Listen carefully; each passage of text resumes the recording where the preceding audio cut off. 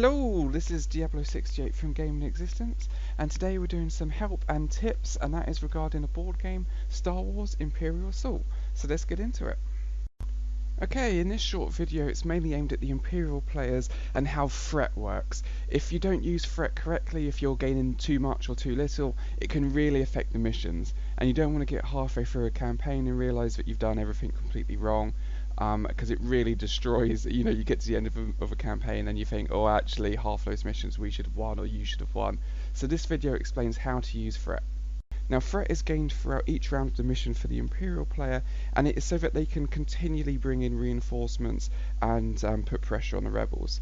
So for example, if we look at our Stormtrooper here, it costs 6 threat to bring an entire squad of Stormtroopers down, and 2 threat here to reinforce.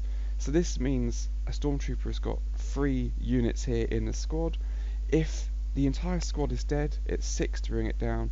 If there is still, say, an existing member left of the squad, it's just 2 per trooper you want to bring down. So even if you had 4 threat and 2 were dead, you could bring 1 down, you could bring 2 down, whatever it is you want to do. Threat is gained each round, and at the end of the turn, when everyone has taken all their activations, so neither the Imperial player or the Rebel player have got any activations left, you then go to what's called a status phase. If you look on the back of your manual, you'll be able to see, depending on what mission you're doing, you'll be able to see how much threat is gained. It normally starts off at the start with 2 threat per mission, and then per round, sorry, and then it will go up to 3, 4, 5, 6, depending on what mission it is you're doing. Now how this works is the fact that as you go into the status phase, you gain threat equal to the threat level. So at the start, let's use this example of 2. You can now do any optional deployments that you have in your open group. So if we go over here, we have our open groups, we can have a look.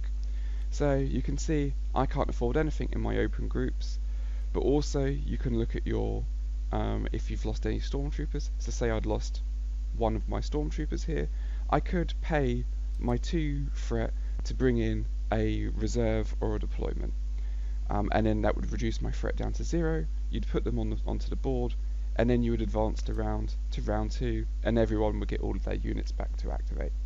If I hadn't spent that threat, I would just keep it for the next round. Threat can get a bit more complicated in missions if it has specific rules which then change it. So for example, say the rebels open up a door or blow up a computer console, something like that, the mission might state that you gain an additional 4 threat, and this happens instantly in the round, but you can't then bring in a deployment straight away unless the mission states that you can instantly perform an optional deployment. So if you did do that, you could then look at your reserves. The only thing or your open group, sorry, the only thing I could bring in is the Nexu, so I could decide, do I want to spend this threat now and gain a Nexu? And I go, yep, and if I do that, he gains an activation token and can be used that round. So that is if it specifically says you can perform an optional deployment. Quite often in the campaign book, it will say that at the end of the round you gain an additional, say, 4 threat, 5 threat, whatever it is. And this is something that did wrong in my first campaign. The Imperial player was gaining that threat and using it to perform his optional deployments. So for example, say we're at the end of round 3, or we're coming up to the end of round 4, let's say we've got 6 threat, and the mission says at the end of round 4 you gain an additional 4 threat. This means that because the status phase activates, that you gain your threat first, so we've gone up to 6, and then you do your optional deployments. So we're on 6 threat, so we can decide, do we want to bring down this Nexu? No, we don't. Okay, we want to save up for next round. And then the mission says at the end of round 4 gain an additional 4 threat.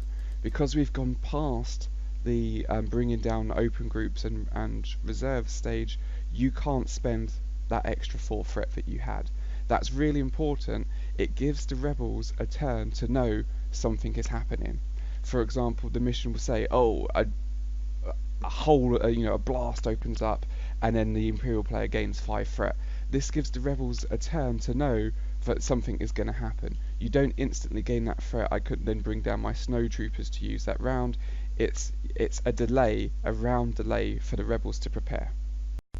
Some missions might have a special setup rule in which you gain a certain amount of threat. It normally says you gain twice the threat level or 3 times the current threat level.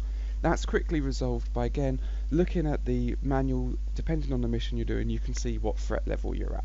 So for example, if you're gaining 2 threat a turn and it says a special setup if you gain twice the threat, rather than starting on 0, you would start on 4.